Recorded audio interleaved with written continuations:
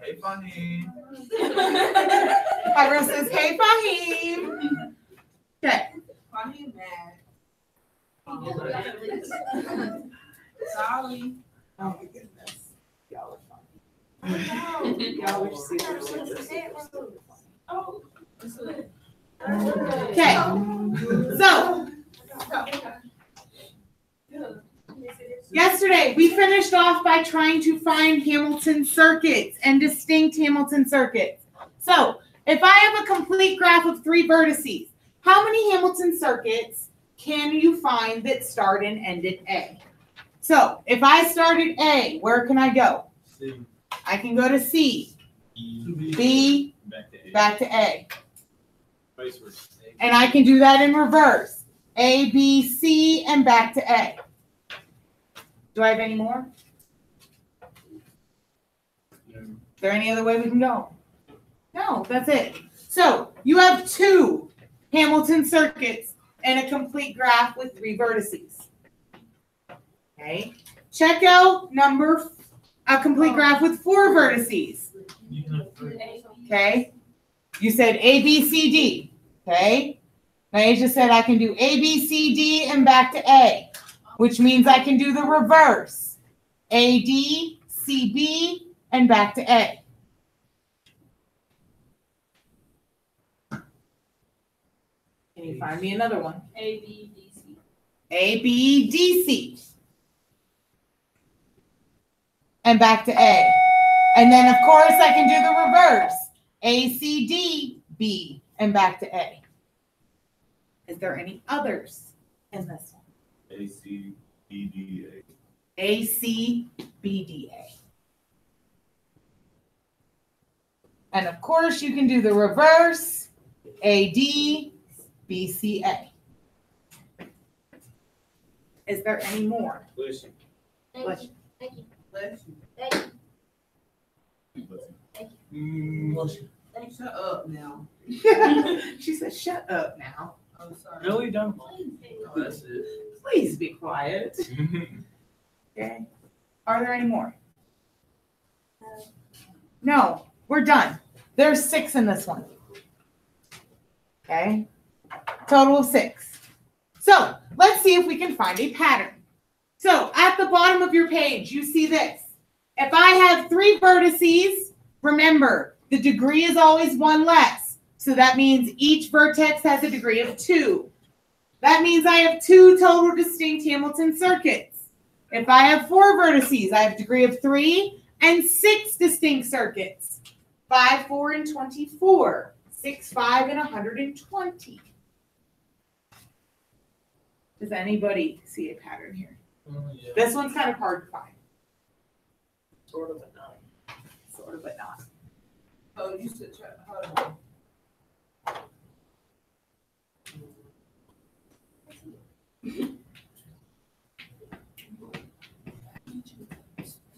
I will tell you 2 that. times 3 is 6. 6 times 4 is 24. Like that. Okay, so you're going with 2 times 3 is 6, 6 times 4 is 24, 24 times 5 is 120. Okay, okay. While that works. Okay, so what this is you take your degree and you factorialize it. Well, So what that means, my degree is a 2. And 2 factorial means I take 2 times 1, which gives me 2. Okay. This one, my degree is 3. If I factorialize it, that's 3 times 2 times 1, which is 6. This is 4 factorial. 4 times 3 times 2 times 1 is 24. Okay, so that's where that is all coming from. So to find your distinct Hamilton circuits in K sub n, it's n minus 1 factorial.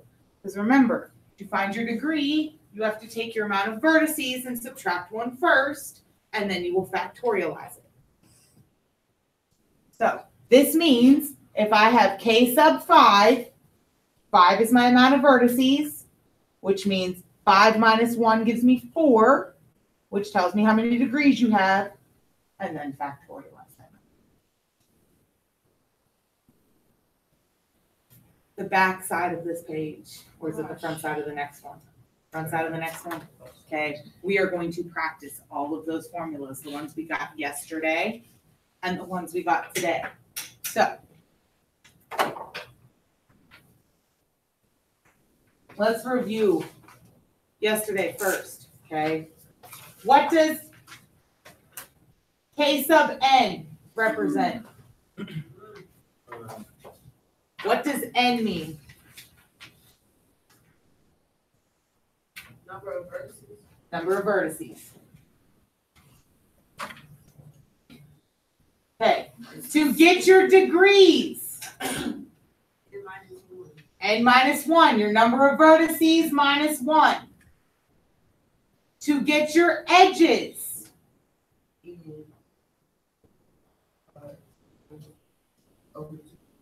n times n minus 1 over 2. This also means you can take your number of vertices and multiply it by the degree and divide by 2. That's all this is saying. Okay, so please don't let it get confused. And now we know distinct circuits equals n, whoops, bless you, equals n minus 1 factorialized, which is the same thing as taking your degree and factorializing it. So, first off, number 1 says how many edges are there in K sub 20? Okay, well, when I go to my edges, my formula tells me I take my number of vertices and I multiply it by how many degrees, and I take that number and divide by 2. So if I have K sub 20, how many vertices are in my graph? Huh? How many vertices are in your graph? 20. K sub n. So I have 20 vertices, which means I have how many degrees at each vertex? 19. One less than that. Take that number and divide by 2. What do we get?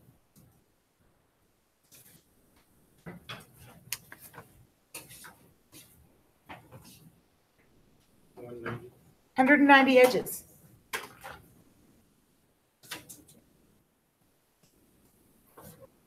$190 edges. Okay. Number 2 says how many distinct Hamilton circuits exist in K sub 10? Well, to find your distinct circuits, I first need your degree. What's my degree there? 9. And we factorialize it. Does everybody remember where to find your factorial button? Math probability. Math probability, choice number 4. It's 3, 6, 7, 8, 8. Yeah, there's a lot. 362,880 distinct circuits. Can you just imagine if I asked you to find all this? No, thank you. I quit. I drop out. I'm done. Okay? If I have a graph that is K sub 50, how many vertices are in that graph? 50. Remember, your n in K sub n tells you how many vertices you have. Okay? Use your formulas. What is the degree of every vertex if I have K sub 200? 199. It's always one less, so you would take 200 minus 1, 199.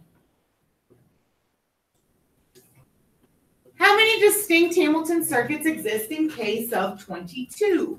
21 21 factorial. which is Listen, leave it at that, because it's going to give you like 5.1 something e to the something. yeah. Okay. It's gonna give you scientific.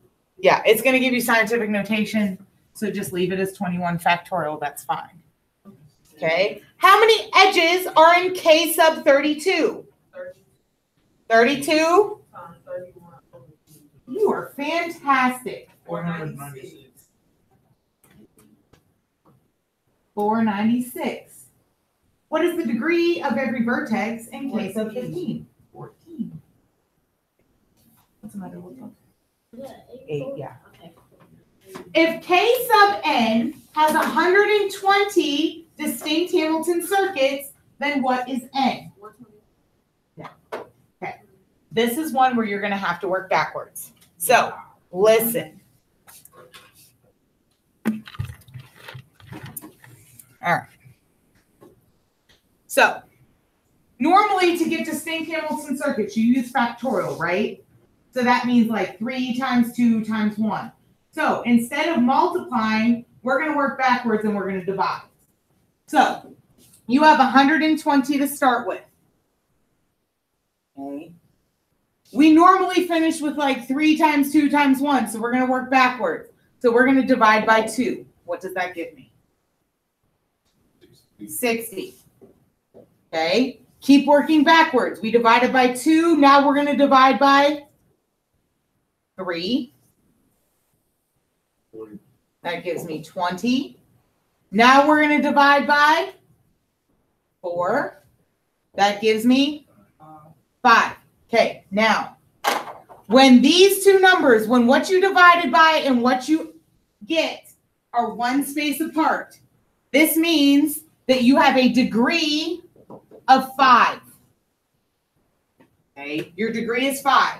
To get 120, you would take 5 factorial. Hold on. Okay, so if my degree is 5, n represents how many vertices you have. So if your degree is 5, my vertices are 6. Hold on. So how do you know how do you 120 divided by 2?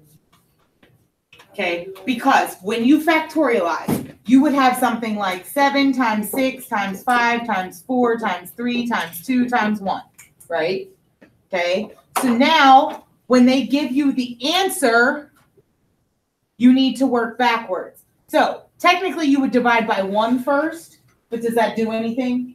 So we skip it. So then you divide by 2 and you work backwards. 3, 4, 5, 6, 7.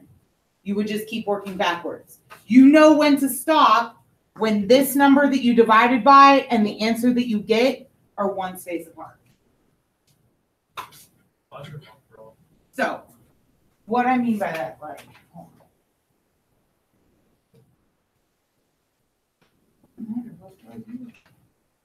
I'm tired.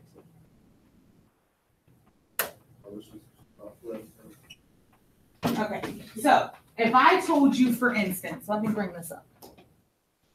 Come on. If I told you we had 5,040 distinct circuits, okay, you need to work backwards and find out your vertices. So you always start here. So we divide by 2. What's that divided by 2?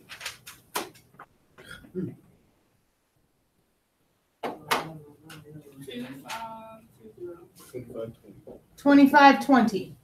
Okay, you keep working backwards. The next number you would have multiplied by was 3, so we need to divide by 3.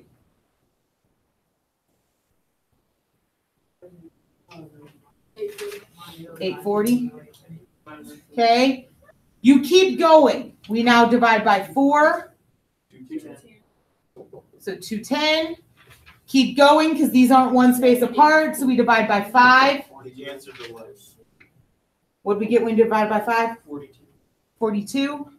Then we divide by 6, and you get 7. So, because these are now one space apart, you stop. This tells you your degree, which means you should have 8 vertices. You should have 8 dots.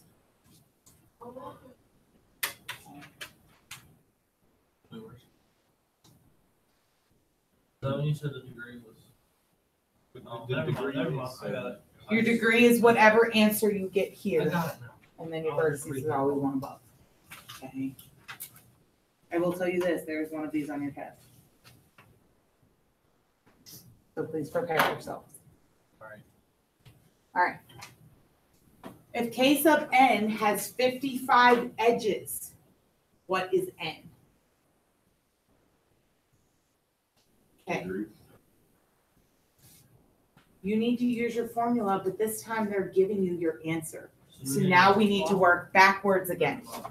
So my formula is n times n minus 1 divided by 2 equals my number of edges.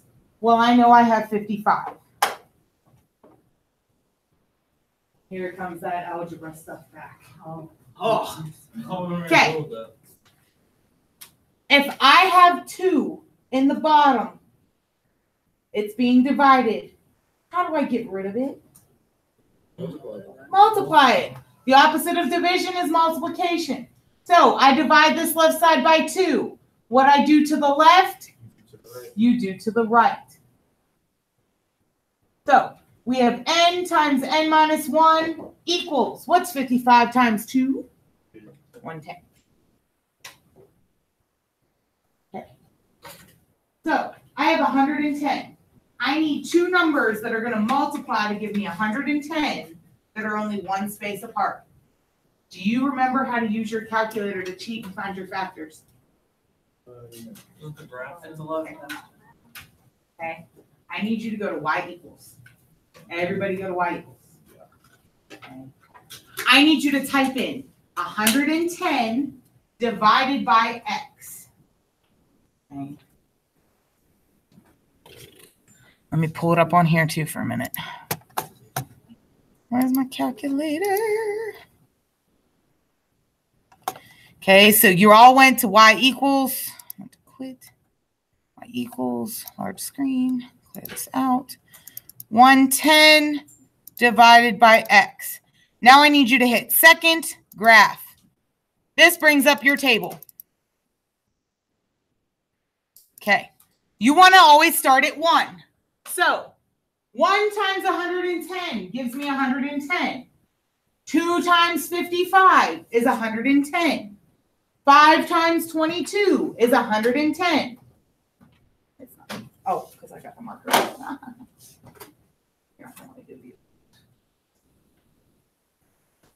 Okay. Get rid of this. As you scroll down, 10 times 11 gives me 110. These 2 numbers are 1 space apart. So that's going to be the answer you're going to use. The board's Go away. Board's always. No matter how many times I align it, it's always, I just did it right before we started notes. Okay. So the numbers we're going to use here is 11 times 10. You always want to find the pair that is 1 space apart. Okay. So what does 11 represent and what does 10 represent? 10 represents the. Okay. 10 is your degrees. Okay. And 11 is how many vertices you have. Well, it's asking what is your value of n? Which one of those numbers am I going to use? 11.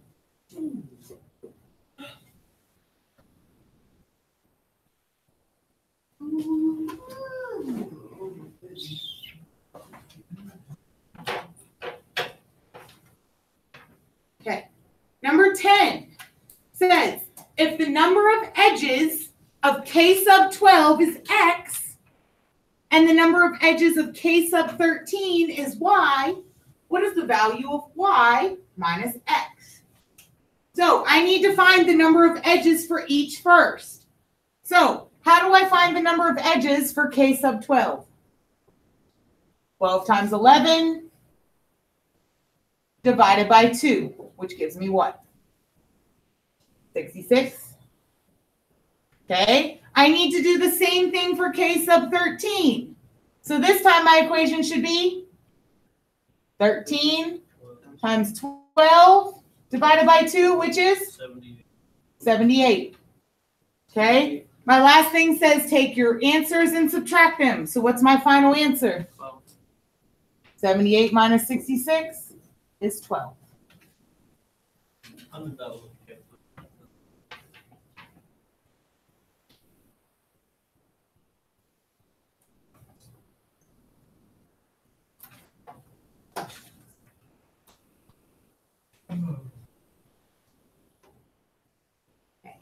I'm gonna leave these last two for a little bit because I want to go back and I want to finish 6.3 before I close out this video.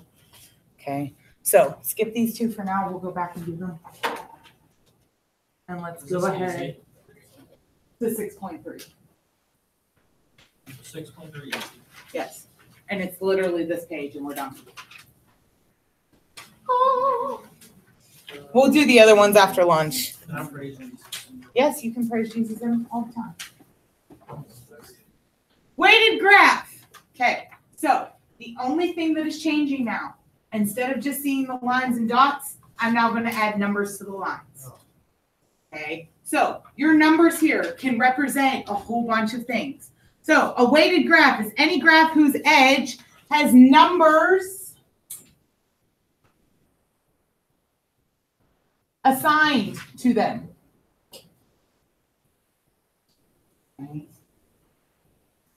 So we call them weights, and your weights are just the numbers, the number for each edge.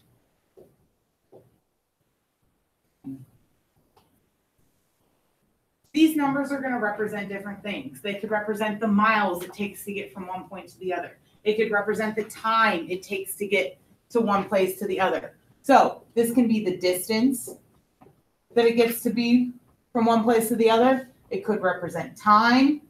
It could represent the cost. How much does it cost in gas to get from this point to this point? So all these numbers can represent different things. So now we're going to start our traveling salesman problems. So our goal for the rest of this chapter is to find the cheapest, most efficient, optimal route to get to all these places and back to your starting point. So I'd like to start with the Simpsons, because most of you at least know what they are. Okay. So Homer Simpson, he has to run errands. He has to go to the Quickie Mart. He's got to stop at the retirement home, and he's got to stop at Moe's. Okay. Yes. Can I go back to the video?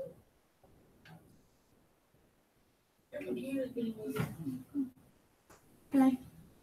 So, assuming that Homer wants to begin his day at home, and he wants to get back and nap as soon as possible. So, he's starting at home, which is point A. The first question says, he wants to go see Grandpa first. So he wants to go to the retirement home first. So he's going to leave A and go to B. Okay? He still has to stop at the other two places before he goes home. So where is he going when he leaves the retirement home? Where do you want to go? You want to go to Moe's. We're going to go to D. Got to go get his drink on. When he leaves there, he still has to go to the Quickie Mart before he goes back. And then back. Okay, now, watch. Now we have to add weights to this. So, if he went from A to B, he traveled 12 blocks. So 12. Plus, he went from B to D, which is 15 blocks. He then went from D to C, which is 17, and he went C back home, which is 20. Give me a total weight. 64. He went 64 blocks. Okay. He's a trooper. We still want to go to the retirement home first, but what's a different way he can go? He can go. He can go to the Quickie Mart before he goes to Moe's and back home.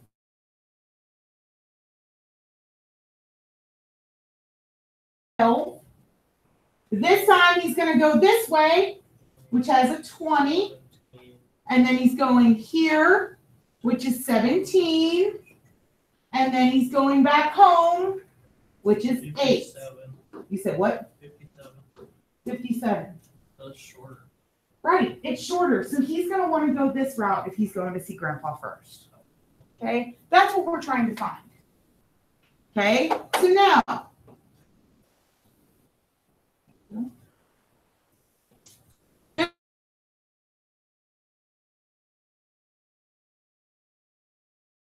first. So he can go A, D, D, B, C, B, C, and back to A.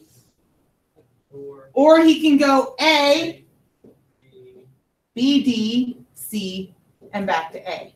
and I just gotta add them up. Okay, and then all you have to do is add them up. So if he goes from A to D, 8, that is 8. D to B is 15. B to C is 20. And C back to A is 15. wait.